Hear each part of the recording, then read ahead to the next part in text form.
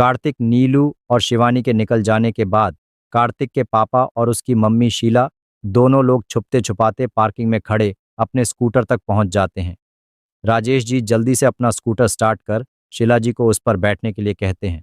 शीला ने कहा, इतनी भी क्या जल्दी है? बैठ रही हूं ना, स्कूटर ही है। ट्रेन थोड़े जो 2 मिनट ही रुकेगी। राजेश जी ने शीला जी का मूड भांपते हुए कहा, अरे डार्लिंग, बात वह नहीं है। दरअसल तुम्हारे प्यारे लाडले भी यहीं कहीं घूम रहे होंगे।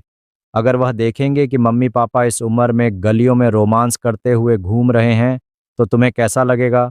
शीला जी ने अपने चेहरे पर मुस्कान बिखेरी और कहा, जब इतना ही डर भरा पड़ा है तुम्हारे अंदर तो क्यों निकल आए?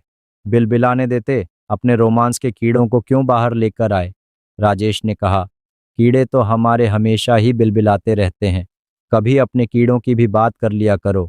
अगर हम ना रहेंगे तो तुम्हारे कीड़ों को कौन मारेगा? इसलिए प्यार से हमारे पीछे चिपक कर बैठ जाओ और फिर चलते हैं। कहीं एकांत में आज तुम्हारे रोमांस के कीड़ों को ही मार देते हैं। शीला जी जोर से हंसने लगी और बोली, रहने दीजिए, तुम्हारे बस का वह भी नहीं है, तुमसे ना हो पाएगा। राजेश जी ने मुस्कुराते हुए कहा, अजी बैठो तो सही है, आज देखो हम तुम्हारे रोमांस के कीड़े कैसे कैसे मारते हैं। शीला ने राजेश के कंधे पर हाथ रखा और उनसे चिपक कर बैठ गई।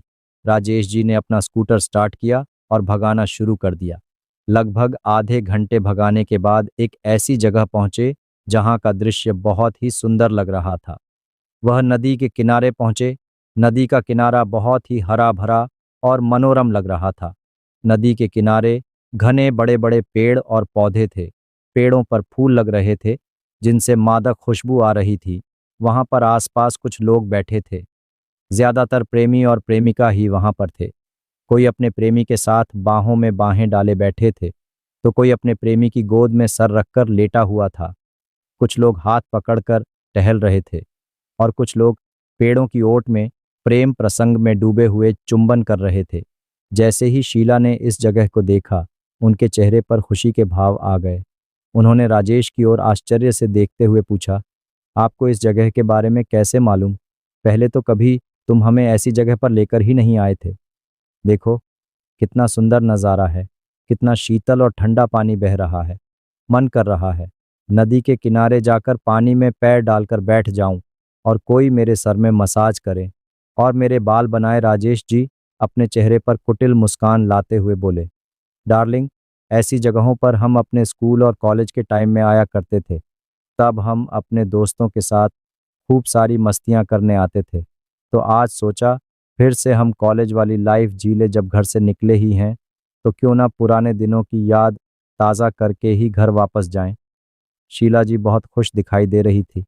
उन्होंने हमेशा की तरह राजेश जी को चिढ़ाते हुए कहा, कॉलेज के टाइम में तो तुम्हारी गर्लफ्रेंड हुआ करती होगी, तब तुम उसके साथ हैं, मस्ती करने आया करते थे, लेकिन अब किसके साथ मस्ती करोगे?